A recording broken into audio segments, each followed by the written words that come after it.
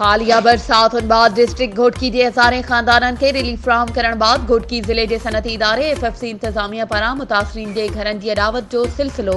बदस्तूर जारी आहे। गुज़िरियल ॾींहुं पिणु 2 दर्जन जे लॻभॻ घरनि जी अॾावत मुकमल थियण बाद FFC इंतज़ामिया जे ब्रिगेडियर मोहम्मद सलीम चीमा,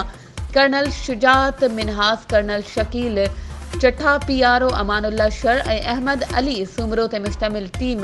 FFC वेझो ॻोठ ॾिनो माको, ॻोठ वंगू, ॻोठ मोहम्मद बख्श खोखर,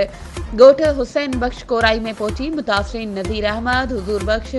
मिसमात जमाल, मोहम्मद इब्राहिम, नूर मोहम्मद, मिसमात फायजा, परदेसी, शकीला, रमेश कुमार, रेखाबाई शंकर, रोशन, शाहनवाज, मोहम्मद हसन, आसिफ अली, वजीर अली, अब्दुल वाहिद, शफी मोहम्मद खालिद, मोहम्मद बख्श समेत 2 दर्जन मुतासिरीन खे घरनि जूं चाबियूं हवाले कयूं। इन मौक़े ते इलाइक़े वासियुनि पारां FFC इंतज़ामिया जे ब्रिगेडियर मोहम्मद सलीम चीमा ऐं संदसि टीम जो शानदार इस्तक़बाल करे मथस गुलनि जी वर्खा करे सिंध जी सक़ाफ़त अजरक जा तोहफ़ा ॾिना विया। हुन सिलसिले में मुतासिरीन जो मीडिया सां ॻाल्हाईंदे चवणु हो त हू FFC इंतज़ामिया जे इंसान दोस्त ऑफिसर ब्रिगेडियर मोहम्मद सलीम चीमा जा इंतिहाई मशकूर आहिनि, जंहिं ग़रीबनि जी अमली मदद करे दिलि ख़ुशि करे छॾी आहे। तक़रीब दौरान मीडिया सां ॻाल्हाईंदे ब्रिगेडियर मोहम्मद सलीम चीमा जो चवणु हो त हालिया बरसातुनि बाद मुतासिरीन जे घरनि जी अॾावत, स्कूलनि जी मरमत ऐं बेपहुच माण्हुनि जी नियाणियुनि खे ॾाज ॾियण जो सिलसिलो बदस्तूर जारी आहे।